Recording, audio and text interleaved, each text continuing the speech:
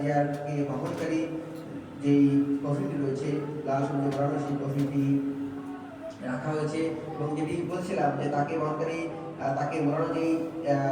বাংলাদেশের লাল সবুজ যে পতাকাটি রয়েছে সেটি কিন্তু সরিয়ে নেওয়া হয়েছে এবং কিছুক্ষণ আগে এই তথ্যটি জানিয়েছিলাম যে যেহেতু তাকে পরিপূর্ণ রাষ্ট্রীয় মর্যাদায় সমাহিত করা হবে, তাকে বিদায় জানানো হবে, সেই জায়গা থেকে এই যে পতাকা তাকে যেটি মোড়ানো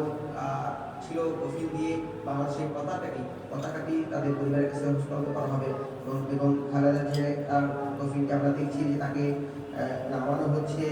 তার যে সমাধি স্থল করা হয়েছে সেটি অত্যন্ত সম্মান এবং শ্রদ্ধার সাথে যেহেতু তিনি রাষ্ট্রীয় মর্যাদায় তাকে পরিপূর্ণ ভাবে তাকে সমাহিত করা হবে সেই প্রক্রিয়াটি এখানে সম্পন্ন করা হচ্ছে এবং এর পাশেই বিএনপি ভারপ্রাপ্ত চেয়ারম্যান বেগম খালেদা জিয়ার বড় সন্তান তারেক রহমান তিনি আছেন, তিনি এটি দেখছেন এবং একই সাথে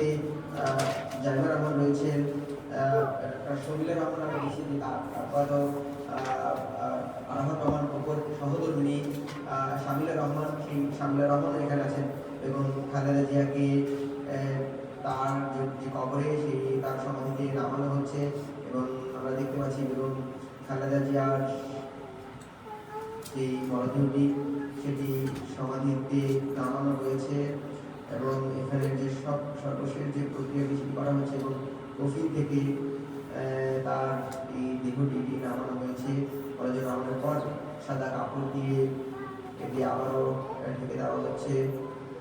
এবং সবশেষ প্রক্রিয়াটি চলছে, আপনারা নিশ্চয়ই দেখতে পাচ্ছেন। এর মধ্যে দিয়ে বাংলাদেশের রাজনীতি শুধু নয়, এই বাংলাদেশের সাধারণ মানুষ একজন আপনজন হারানো, বাংলাদেশের রাজনীতির অভিভাবক যেমন হারানো, বাংলাদেশের একজন মানবিক গুণ সম্পন্ন তাদের যে নেতা, তাদের সাবেক রাষ্ট্রপ্রধান এবং বাংলাদেশের একজন অভিভাবক হারানো এবং এই